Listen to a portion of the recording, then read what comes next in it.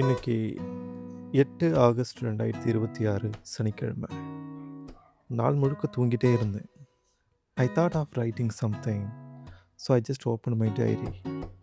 But சடசடன்னு மழை. Diary அப்படியே மூடி வச்சுட்டு பீச்சுக்கு வந்துட்டேன்.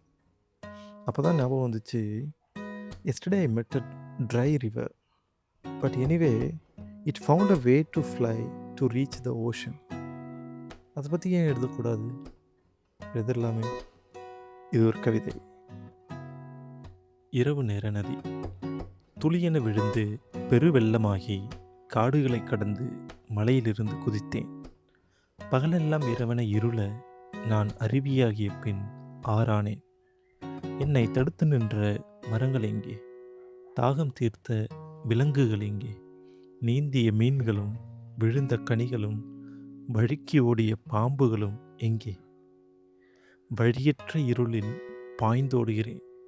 கூழாங்கற்களின் உராய்வில் என் மெய்யுடல் தேய்ந்து சலசலக்க வானமோ பளபளக்கிறது. மறைந்தவை மறையற்றும். விளையாட வந்த நிலவு என் நீரில் விழுகிறான். நான் அஞ்சியோட அவனோ அலையில் நெளிந்து சிரித்து என் வழி மறித்து நிற்கிறான். அஞ்சாதே, உனக்கு வழிகாட்ட வந்த பிறை பித்தன் நான். கிழக்கு நோக்கிச் செல், அந்த பெருங்கடல் உன்னை தழுவுவாளா? யாரின் அரவணைப்பும் இன்றி என் ஆயுள் முடிந்து விடுமோ என அஞ்சிய எனக்கு என்னை அணைத்து கொள்ள அவள் யார்? வழிகள் பிளக்கின்றன. நான் சிதறி காய்ந்து மேகமாகி விண்வெளியில் மிதக்கின்றேன். இயற்கையின் மாய லீலையில் அந்த பிறைப்பித்தன் முகிலுக்குள் மறைய மேகங்கள் ஒன்றோடொன்று முட்டி நான் பதறி விழுகின்றேன்.